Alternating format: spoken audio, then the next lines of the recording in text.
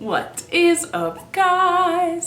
Happy New Year, happy everything. Just it just feels so nice to feel like, we can start over, we can, set new goals, we can just make it through again. Whatever your year's looking like for you, it's all about pace and about accomplishing the things that you want to do. Anyways, today we're going to talk about the statement that I've been seeing a lot of women make, not just now, but just growing up and just being somebody, especially a Christian, growing up in the church, growing up in the realm. Most of y'all know what I'm talking about. If you grew up in church, y'all know what it is. Basically, I wanted to talk about the statement, there are no good men left.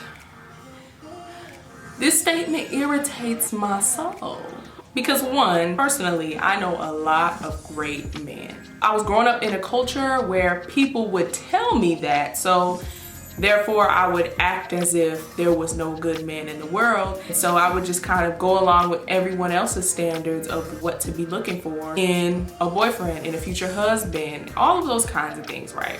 So let's cut to it. It's not unrealistic to want things in your husband, to want to have boundaries and stuff like that. That's a real attainable goal. But what I am here to tell you is to stop setting standards that you don't even set for yourself. Look, ladies, time out for you to require a man to make 6 figures at 23 years old, a mansion, him paying all the bills at 23, and then you're offering just yourself as the prize.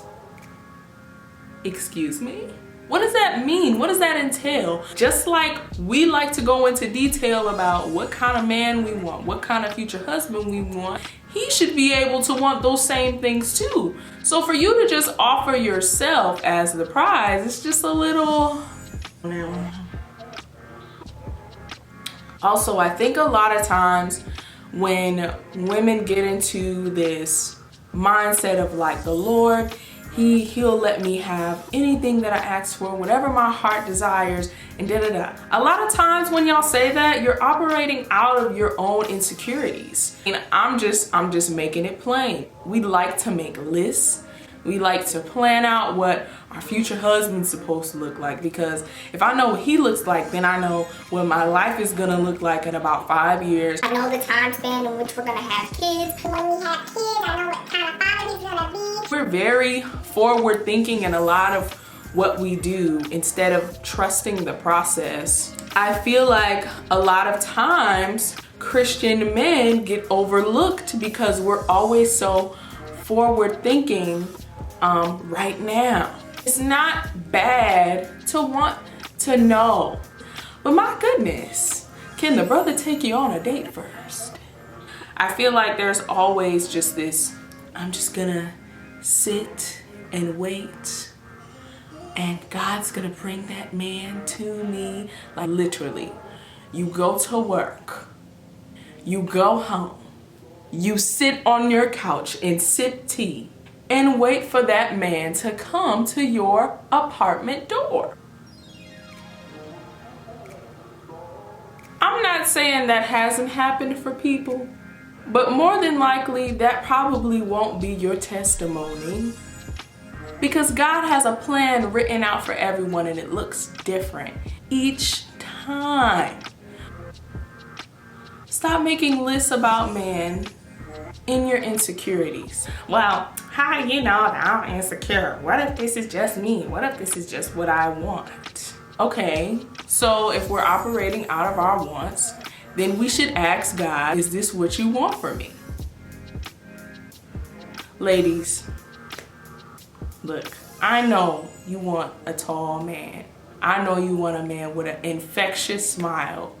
And there are so many men out there that have a lot of those things. But y'all all can't be wanting the same man. You can miss out on your blessing doing that. Even just the requirements that you have for some of these men sometimes. It's just like, You're wanting him to be something that is not a part of his calling.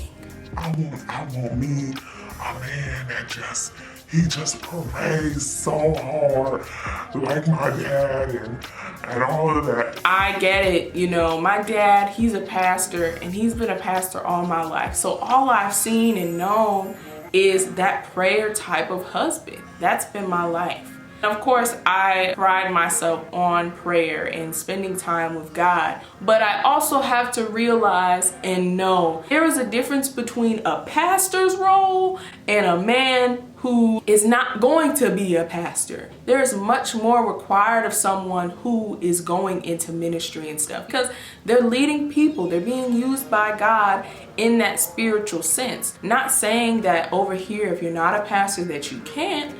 There's not as much of a requirement from you as of a man leading a flock of people. There's so much spiritual warfare and demonic things going on that he's dealing with daily. As where your man who's not a pastor, not saying he doesn't have things coming at him, because he does, but it's not operating at that level because he's not operating over here. Like I said, there's nothing wrong with wanting a man who prays. There's nothing wrong with wanting a man to embody a lot of things of your father. But you really have to think about, what is this man's calling?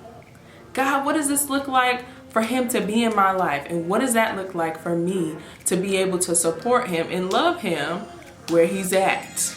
Ladies, I understand. You don't want to feel like you have to settle. You're not. You won't. The Holy Spirit won't let you, trust me. But once you give it a chance, you trust God, he'll show you exactly why he placed this man in your life, or he put this relationship there for this season, or whatever it looks like for you. I can talk from my own personal experience. My boyfriend currently right now, we've been together almost 3 years. When I met him, I had told myself that I was gonna find my husband in college. And I was joking about it. I wasn't even all like really out there looking like that, because I was really just focused on dealing with my own. No matter how many times I went to those singles conferences, those women's seminars, things like that, it doesn't even really matter like that until you get into a relationship. I'm speaking from who's done all of that, and I'm in a relationship now. Sure, there's a lot of practices that you can get from those conferences and stuff. It's not just about what you learn and what you know, but it's also about the person you're with and what they've learned and what they know. Anyway, back to my story. It wasn't that I wasn't interested. I honestly didn't think anything of it. Literally the first day of college, he was in my class, and he was the only other black person in that room. So of course, like we would acknowledge each other, because it's like, oh yeah, black person, PWI, you already know what's going on. One day he approached me and he was like, do you want to study for this class? Da, da, da.